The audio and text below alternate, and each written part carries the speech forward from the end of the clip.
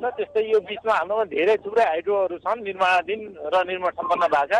त्यो हाइड्रोहरूमा कति कामदार थिए भन्ने कुरा चाहिँ एकिन विवरण आउनै बाँकी छ। ठुलो मात्रामा कामदारहरू पनि काम गरिरहेको अवस्था भएको कारणले अहिले यति भन्न सक्दैनौँ। अब मैले त्यतिको भोल्युम चाहिँ अलिक ठुलो छ, हामीले कल्पना गरेको भन्दा ठुलो छ र अहिलेको अवस्था पनि अब अलिकति भयावह टाइपकै देखिरहेको अवस्था छ। हामीले गर्न सक्ने कोर्डिनेसन लोकल लेभलबाट गराएको छौँ। मन्त्रालयमा हामीले जानकारी गराएको छौँ। मन्त्रालयले हेलिकप्टर मार्फत रेस्क्युको लागि काम प्रारम्भ भइसकेको छ। दुईचोटि हेली आइसके अवस्था थियो, जुन चाहिँ आकाशमा हामी आफै जानुपर्ने अवस्था चाहिँ छैन। जस्तो यता केन्द्रबाटै कतिवटा हेलिकप्टर त्यहाँ पठाइएको छ र त्यो पठाइएका हेलिकप्टर पनि उद्धार गर्न नसक्ने भएको भएर फर्किएको पनि भन्ने हामीले खबर पायौँ। ठ्याक्कै के छ अवस्था? हेलिप्याडहरू चाहिँ अलिक ठुलो हेलीको लागि चाहिँ हेलिप्याडहरू नै सोर्ट आउट भएको छ, त्यो भएर अलिकति जटिल छ। मैले अहिले तपाईँलाई यति विवरण राखेँ है, म फिल्डमा छु।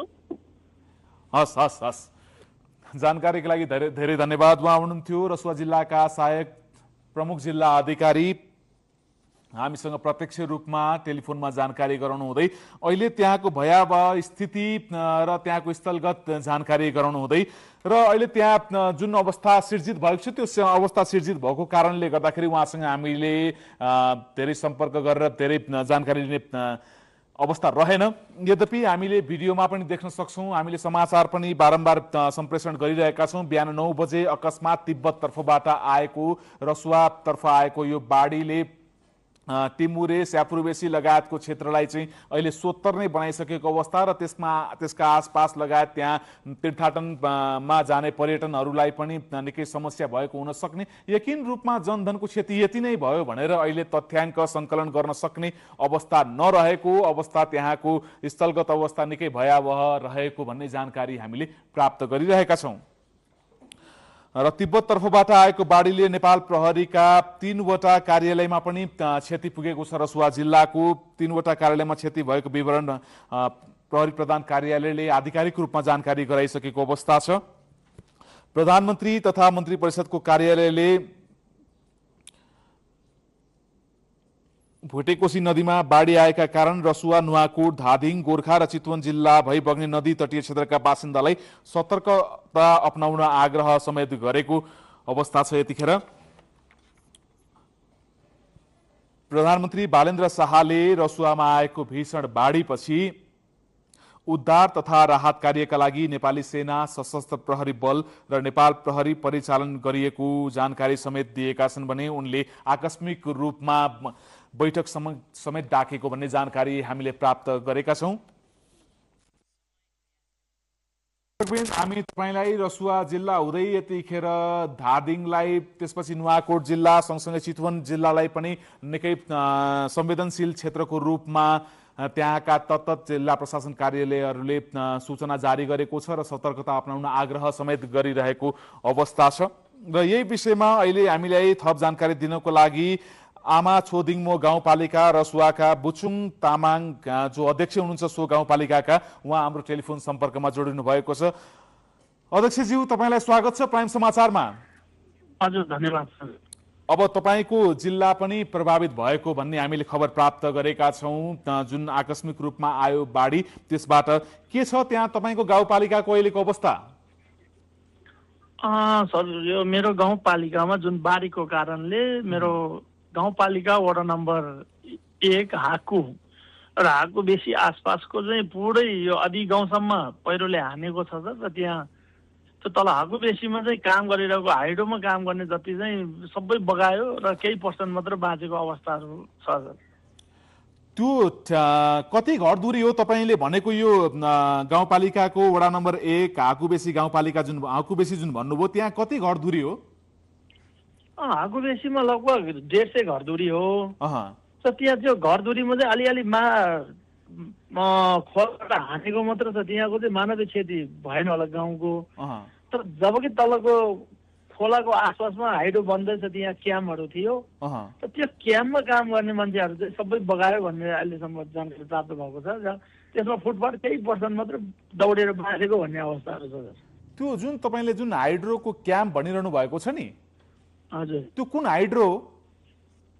यो Nepal water and energy development company भन्छ। यो 216 मेगावाटको हाइड्रो हो सर। 200? हजुर 216 मेगावाट। 216 मेगावाट भने जस्तो ठुलो हो नि। ठुलो हो सर। कति त्यहाँ कामदारहरू थिए होला? कामदार मलाई लाग्छ सर त्यहाँ 400-500 भन्दा बढी नै कामदार होला सर। 400-500 मजदुरलाई अहिले बिहान 9 बजे आएको बाढीले बगाएको अनुमान चाहिँ गरिएको छ। त्यसमा केही 150 बढीमा चाहिँ बज्यो कि भन्ने अनुमान हो सर। त्यो एउटा क्याम्पमा मात्रै? त्यो क्याम्पमा। अन्य के छ त्यहाँको ताजा अवस्था तपाईँको आमा छोदिङमो गाउँपालिकामा? अब आमा छोदिङमा त सर अब यो तल वडा नम्बर 1 मा त मानवीयदेखि भौतिक क्षति त भयो नै, तर आमा छोदिङमा गाउँपालिका त अहिले नागाबन्दी भएको अवस्था छ। अहिले मलाई लाग्छ रसुवा नै नागाबन्दी भयो। त्यो पुरै रोडको लेभल भन्दा माथिसम्म चाहिँ बाढी आएर सबै रोडहरू बगाएको अवस्था छ। र त्यहाँ चाहिँ माथिल्लो स्याब्रुबेसी बजारहरू, माथि टिमुरे, यत्रो ठुलो ठुलो बजारहरू चाहिँ अहिले तहस नहस केही छैन भन्ने खबरहरू प्राप्त भएको। यो एउटा भिडियो हामीले प्राप्त गरेका छौँ जहाँ घरभन्दा माथिसम्म छाल आएर एउटा घर ढालेको देखाउँछु। त्यो तपाईँकै गाउँपालिकामा हो? त्यो चाहिँ मेरो गाउँपालिका होइन सर। त्यस्तै खालको अवस्था चाहिँ कुन कुन ठाउँमा देखिन्छ होला? त्यो काली लाग्दो दृश्य देखिएको छ क्या?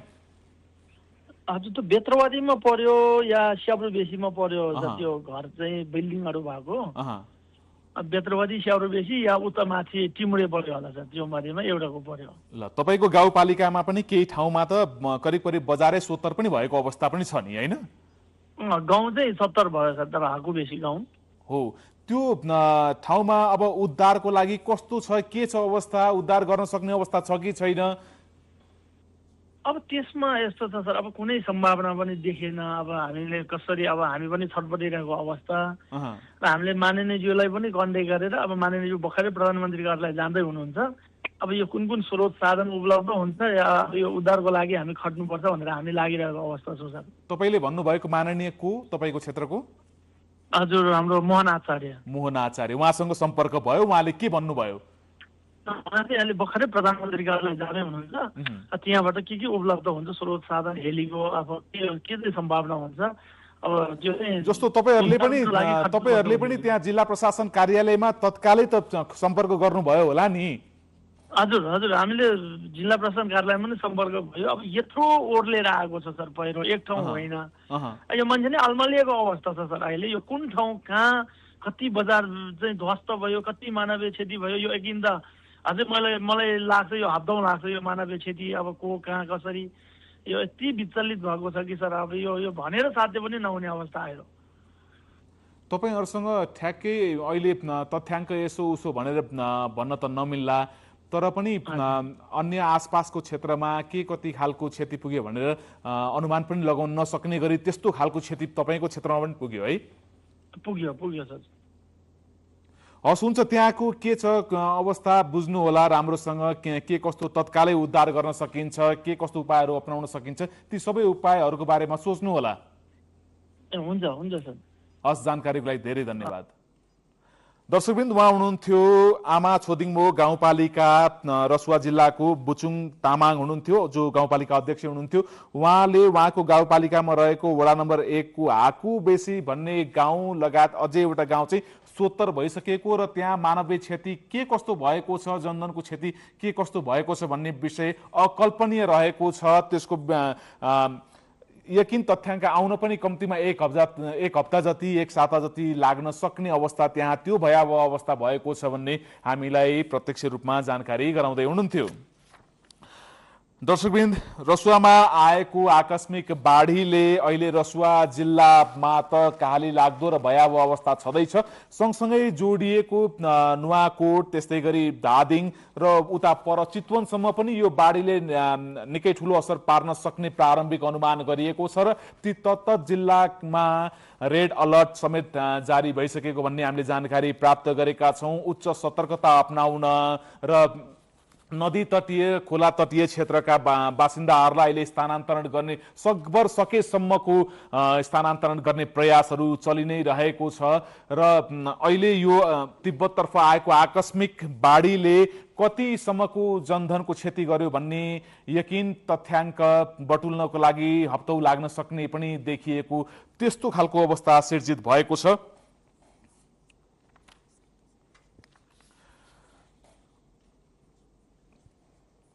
र दर्शकवृन्द, बाढीको जोखिमलाई ध्यानमा राख्दै काठमाडौँ उपत्यका ट्राफिक प्रहरीले रसुवा, धादिङ र चितवनतर्फ जाने सवारी साधनलाई काठमाडौँमै रोकेको अवस्था छ। अहिले नागढुङ्गा र भीमढुङ्गा नाकाबाट ती जिल्लातर्फ जाने सार्वजनिक तथा निजी सवारी साधनलाई रोकिएको छ।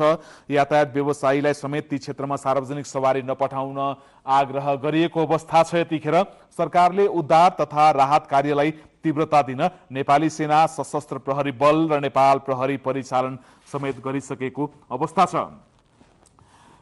रसुवा जिल्लाका सहायक प्रमुख जिल्ला अधिकारी ध्रुवसँग हामीले केही बेर अगाडि टेलिफोन सम्पर्क गरेका थियौँ भने त्यहीँका प्रमुख जिल्ला अधिकारी नरेन्द्र परियारले पनि हामीलाई जानकारी दिए अनुसार बाढीले तल्लो तटीय क्षेत्रमा रहेका जलविद्युत आयोजना सहित बस्ती तथा अन्य संरचनामा समेत ठूलो क्षति पुर्याएको प्रारम्भिक जानकारी यतिखेर जिल्ला प्रशासन कार्यालय रसुवालाई प्राप्त भएको भन्ने जानकारी हामीलाई दिनुभएको छ।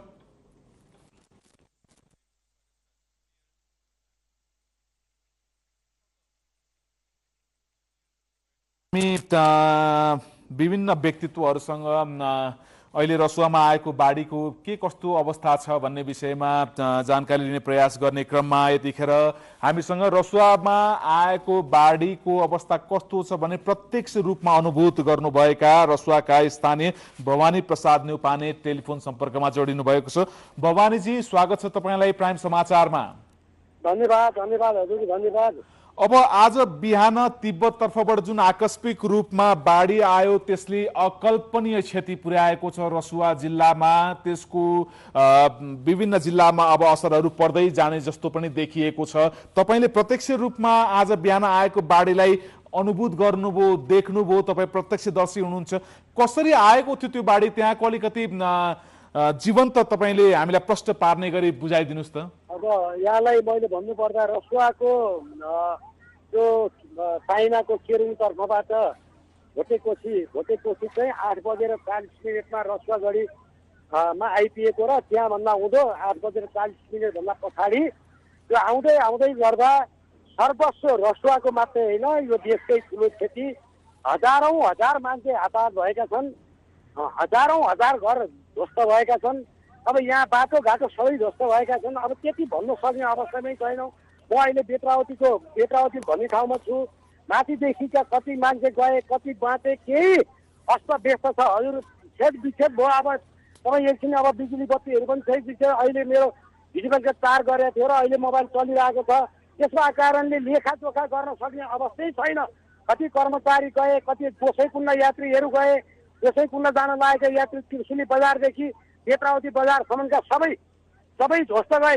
कोही मान्छेहरू बसेको छैन। बेत्रावती बजार भन्ने ठुलो बजारमा चाहिँ 2-4जना मात्रै मान्छे उम्किन सफल भएका छन्, अरू छैन हजुर। सबै ध्वस्त नै, रसुवा ध्वस्त नै भयो हजुर। यो अकल्पनीय क्षति, यो एउटा कल्पमा पनि एउटा सोच्नै नसक्ने कुरा आज यस्तो भएको छ हजुर। भवानीजी, अहिले तपाईँ बेत्रावतीमा हुनुहुन्छ होइन? म बेत्रावतीमा छु। बेत्रावतीबाट तपाईँले आँखैले देख्दै त्यो क्षेत्र सोत्तर भयो। मैले हेर्दाखेरि मेरो घरबाट पहिला मलाई 8:40 टिमुरे आइदियो भनेर टिमुरेबाट फोन आयो। म घरमा थिएँ। मैले जति सकेकोलाई चाहिँ फोनद्वारा चाहिँ मैले बेत्रावती, पहिरेदेशी, त्रिशुलीकामा आफूसँग जो नम्बर थियो त्यो मान्छेहरूलाई चाहिँ मैले चाहिँ तपाईँहरू भाग्नुहोस् भनेर भने ती मान्छे सफल पनि हुनुभयो। अहिले मसँग भेट्नु भएको छ। उहाँले मलाई अँगालो बाँडिरहनु भएको छ। उहाँको परिवार सबै गुमिसके। उहाँहरू चाहिँ आएर चाहिँ ज्यान बचाउनु भएको छ केही मान्छेहरूले। अरू चाहिँ सबै नै म प्रत्यक्ष यहीँ छु। हामी यहाँ कति ठाउँ कति मान्छेहरू, बालबालिकाहरू गए, स्कुल गएका बालबालिका गए, तीर्थयात्रीहरू गए। त्यहाँ बनेका पहिलेदेखि जुगदेखि बसेका चाहिँ घरहरू सबै गए। केही बाँकी छैन हजुर, केही बाँकी छैन। अझ ठुलो कुरा त 72 सालको भूकम्पमा चाहिँ परेर चाहिँ एउटा खाल्टे भन्ने ठाउँमा चाहिँ एउटा गाउँपालिकाको सिङ्गै मान्छे आएर बसेका थिए। आजसम्म राज्यले उनीहरूलाई व्यवस्था गरेको कारणले आज ती एउटा एकात्म 5जना मान्छे बाँच्न सफल भएको छैन। त्यो सबै लयो। त्यसका कारणले अहिलेसम्म फेरि दुःख लाग्दो कुरा 2 घन्टाभन्दा बढी भइसक्यो। राज्यको उपस्थिति छैन, आर्मी छैन, पुलिस छैन। यहाँ एउटा घरमा चाहिँ मान्छे हात हल्लाइरहेको छ। बल्ल घरको माथिमा चाहिँ झुन्डिएर यहाँ हेलिकप्टर राख्ने त्यो मान्छे बाँच्न सक्छ। कसैको उपस्थित छैन यस बेला हजुर। जनता त्यसै विच्छेद छ हजुर। रमेशजी तपाईँ भवानीजी तपाईँ भन्दै हुनुहुन्छ अहिले घरको छतमाथि कसैले हात मात्रै हल्लाइरहेको छ, त्यहाँ हेलिकप्टर पुग्यो भने बाँच्न सक्ने अवस्था छ, होइन भने बाँच्न सक्ने अवस्था छ। हेलिकप्टरले अहिले घाम लागिरहेछ, पानी परेको छैन, कुहिरो लागेको छैन, त्यो मान्छेहरू बाँच्न सक्थ्यो। कुनै राज्यको उपस्थिति छैन हजुर। स्थानीय सरकार, गाउँपालिका अध्यक्ष, वडा अध्यक्षज्यूहरू हुनुहुन्छ, अर्को भनेको यहाँ कोही देखिने राज्यको उपस्थितै छैन हजुर। यहाँ तपाईँको भनाइ अनुसार त तपाईँ त्यस्तो भाग्यमानी मानव पर्नुभयो जो चाहिँ यो अकल्पनीय क्षतिबाट बच्यो। हजुर हजुर हजुर हजुर। अनि तपाईँले त्यो आसपासको तपाईँको जनप्रतिनिधिसँग, जिल्ला प्रशासन कार्यालयका अधिकारीहरूसँग लगायतका व्यक्तित्वहरूसँग सम्पर्क गर्ने प्रयास गर्नु भएन? सहायता कसरी गर्न सकिन्छ उद्धार भन्ने विषयमा?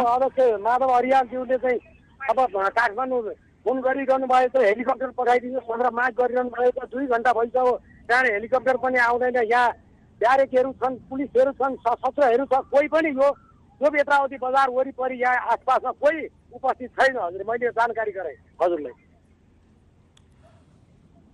अब त्यहाँ तपाईँले देखिरहनु भएको दृश्य नै बताइरहनु भएको छ तपाईँले हामीलाई, होइन? अहिले हजुर हजुर, मेरो व्यक्तिगत कुरा भन्न आएको छु, मैले देखेको कुरा भन्न आएको छु सबै। अब अहिले त्यहाँ यस्तो अकल्पनीय खालको क्षति पुगेको छ, यो कसैले कल्पना पनि गर्न नसक्ने, कल्पनाभन्दा बाहिरको यो प्राकृतिक प्रकोप भनौँ न एक हिसाबले, होइन, आएको छ। अब यसबाट त कस्तो खालको कमजोरी राज्यले गरेको भन्ने बुझ्न सकिन्छ? किन भन्दाखेरि रसुवामा बाढी यो पहिलो पटक होइन, हरेक वर्ष नै आउने गर्थ्यो। यसबाट सतर्क रहन सकिन्थ्यो नि, होइन? कुनै उपायहरू अपनाउन सकिन्थ्यो होला? साइरेनहरूको व्यवस्था पनि भएन कि गरेन कि यो मैले यो कुरो जान्न सकिनँ हजुर। एउटा कुरा चाहिँ के भयो भन्नलाई भने अकल्पनीय हुनुको कारण चाहिँ अर्कोको देशबाट आयो र हाम्रो सबै खोलामा, यहाँ सबै खोलामा, रसुवाको सबै खोलामा चाहिँ, खोलाको बहरमा चाहिँ सबै हाइड्रो पावरहरू भएको कारणले पनि ठुलो क्षति हुन पुगेको मैले महसुस गरेको छु। रसुवागढी हाइड्रो पावर यही खोलामा, 216 हाइड्रो पावर यही खोलामा, 3B यही खोलामा, 3A यही खोलामा सबै भएको कारणले यो सबै संरचना सानो आउँदा आउँदै त्यहाँ थुनिँदै अर्को ठुलो खोल्दा खोल्दै यो ठुलो क्षति भएको मैले महसुस गरेको छु हजुर। अब सञ्चार सम्पर्कको अवस्था के छ त्यहाँ? अहिले तत्कालको लागि त्रिशुलीको पटारसम्म चाहिँ आउने, काठमाडौँबाट चाहिँ आउन सक्ने अवस्था छ। त्योभन्दा माथि रसुवातिर आउने काहीँ पनि बाटो छैन। नै मैले हुन त तपाईँले यातायातको विषयमा बताउनु भयो, त्यो पनि आवश्यक जानकारी नै हो। सञ्चार सम्पर्क चाहिँ एकले अर्कोसँग सम्पर्क कसरी गरिरहेको छ? त्यहाँ के फोनहरू लाग्ने, मोबाइल लाग्ने सहजै रूपमा भइरहेको छ? मोबाइलहरू लागिरहेको छ हजुर। अब अहिलेसम्म चाहिँ मोबाइलहरू लागिरहेको छ, सबैको मोबाइलहरू चलिरहेको देखिन्छ। अब योभन्दा पछाडि के होला, अहिलेसम्म चलिरहेको छ। हस्, जानकारीको लागि धेरै धन्यवाद। दर्शकवृन्द, उहाँ हुनुहुन्थ्यो बेत्रावतीका स्थानीय, रसुवा जिल्लाको बेत्रावतीका स्थानीय भवानी प्रसाद न्यौपाने, जसले चाहिँ बिहान 9 बजे आकस्मिक आएको बाढी प्रत्यक्ष रूपमा उहाँले देख्नुभयो र देखिसकेपछि आफ्नो गाउँ वरपरका व्यक्तिहरूलाई फोनबाटै जानकारी गराउनुभयो। नजिकै रहेको नुवाकोट जिल्लाका आफन्तहरूलाई पनि फोन गर्नुभयो भन्ने जानकारी गराउनुभयो र अहिले त्यहाँ उहाँले देख्नु भएको क्षेत्रमा त्यहाँका सम्पूर्ण बजार क्षेत्र यतिखेर सोत्तर भइसकेको अवस्था छ। उहाँले दिनुभएको जानकारी अनुसार अहिले रसुवा जिल्लामा अकल्पनीय रूपमा हजारौंको संख्यामा मानवीय क्षति पुगेको छ। यसको यकिन तथ्याङ्क कल्पना समेत गर्न सकिँदैन भन्ने खालको भयावह चित्र रहेको जानकारी हामीलाई उहाँले गराउनुभयो। दर्शकवृन्द, तिब्बततर्फबाट आज बिहान आएको रसुवातर्फको यो बाढीले रसुवामा मात्र नभई त्यस आसपासका जिल्लाहरू नुवाकोट, धादिङ, चितवनमा पनि यतिखेर सतर्कता अपनाउनु पर्ने खालको अवस्था सिर्जित गरेको छ। कति मात्रामा जनधनको क्षति भयो भन्ने यतिखेर आकलन पनि गर्न सक्ने अवस्था छैन। उद्धारका लागि सुरक्षा टोलीहरू पनि खटिए पनि त्यहाँ पुग्न सक्ने सम्मको अवस्थामा कठिनाई भइरहेको भन्ने जानकारी हामीले प्राप्त गरिरहेका छौँ। रसुवा बाढीको थप अपडेट लिएर हामी आउनेछौँ। अहिलेको लागि यो अपडेटमा यति नै। हेर्दै गर्नुहोला प्राइम एचडी। नमस्कार।